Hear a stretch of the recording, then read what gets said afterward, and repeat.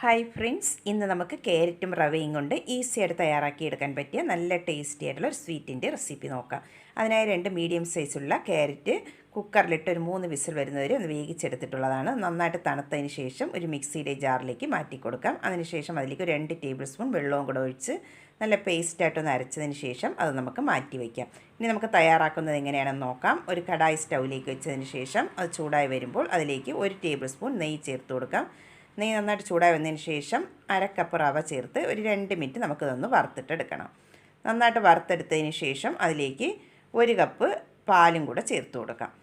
പാലും കൂടെ ചേർത്തതിന് ശേഷം നന്നായിട്ട് തന്നെ ഇതൊന്ന് മിക്സ് ചെയ്ത് കൊടുക്കാം. ഈ പാലിൽ കിടന്ന് റവ ഒന്ന് കുക്കായി വരണം. അതുവരെ നന്നായിട്ട് തന്നെ ലോ ഫ്ലെയിമിൽ വെച്ചിട്ട് ഒന്ന് മിക്സ് ചെയ്ത് കൊടുക്കണം.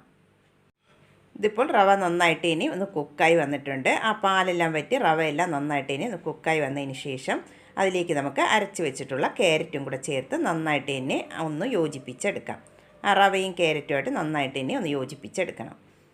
ഇതിവിടെ നന്നായിട്ട് തന്നെ ഒന്ന് യോജിപ്പിച്ചെടുത്തിട്ടുണ്ട്. ഇനി നമുക്കതിലേക്ക് മധുരത്തിന് ആവശ്യമായിട്ടുള്ള പഞ്ചസാര ചേർത്ത് കൊടുക്കാം.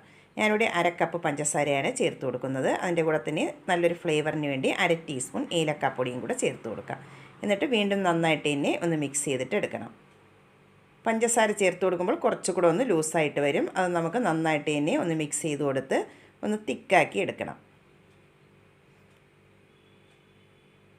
ഈ സമയമാകുമ്പോൾ നമുക്കിതിലേക്ക് 1 ടീസ്പൂൺ നെയ്യും കൂടെ ചേർത്ത് കൊടുക്കാം. എന്നിട്ട് നമുക്ക് വീണ്ടും നന്നായിട്ട് തന്നെ ഒന്ന് മിക്സ് ചെയ്ത് കൊടുത്ത് ഈ പാനിൽ നിന്നെല്ലാം ഒന്ന് വിട്ട് വരുന്ന പാകമാകണം. അതുവരെ നന്നായിട്ട് തന്നെ ഒന്ന് മിക്സ് ചെയ്ത് കൊടുക്കാം. ഇതിപ്പോൾ പാനിൽ നിന്നെല്ലാം ഒന്ന് വിട്ട് വരുന്ന പാകമായിട്ടുണ്ട്, റെഡിയായി വന്നിട്ടുണ്ട്. ഇനി നമുക്ക് ഏത് പ്ലേറ്റിലാണോ ഇത് സെറ്റ് ചെയ്യുന്നത് അതിലേക്ക് നമുക്ക് മാറ്റി കൊടുക്കാം. ഞാനിവിടെ ഇതുപോലുള്ള ഒരു സ്റ്റീൽ പ്ലേറ്റിലാണ് സെറ്റ് ചെയ്തെടുക്കുന്നത്. നിങ്ങളുടെ കയ്യിലുള്ള ഏത് പ്ലേറ്റിൽ വേണമെങ്കിലും റെഡിയാക്കി എടുക്കാവുന്നതാണ്. അതിലേക്ക് കുറച്ച് നെയ്യൊന്ന് ബ്രഷ് ചെയ്തതിന് ശേഷം നമുക്ക് ഈ മിക്സ് അതിലേക്ക് ഇട്ട് കൊടുക്കാം. എന്നിട്ട് സ്പാച്ചില കൊണ്ട് നന്നായിട്ട് തന്നെ ഇതൊന്ന് ഷേപ്പ് ചെയ്തിട്ട് എടുക്കാം.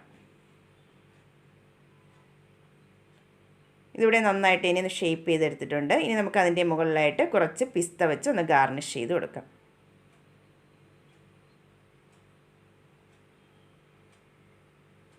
ഇനി സ്പാച്ചില കൊണ്ട് നന്നായിട്ട് തന്നെ ഇതൊന്ന് പ്രസ് ചെയ്ത് കൊടുക്കണം. ഇതിവിടെ റെഡിയാക്കി എടുത്തിട്ടുണ്ട്. ഇനി നമുക്ക് റൂം ടെമ്പറേച്ചറിൽ വെച്ച് 1 മണിക്കൂർ ഒന്ന് തണുത്തതിന് ശേഷം നമുക്കിതൊന്ന് കട്ട് ചെയ്തിട്ട് എടുക്കാം. ഇതിപ്പോൾ 1 മണിക്കൂർ ഒന്ന് തണുപ്പിച്ചെടുത്തിട്ടുള്ളതാണ്. ഇനി നമുക്കിതൊന്ന് കട്ട് ചെയ്തെടുക്കാം. നല്ല ടേസ്റ്റിയും ഈസിയായിട്ട് തയ്യാറാക്കി എടുക്കാൻ പറ്റിയ നല്ലൊരു സ്വീറ്റാണ്. എല്ലാവരും ഒന്ന് ട്രൈ ചെയ്ത് നോക്കിയിട്ട് സബ്സ്ക്രൈബ് ചെയ്യാനും ലൈക്ക് ചെയ്യാനും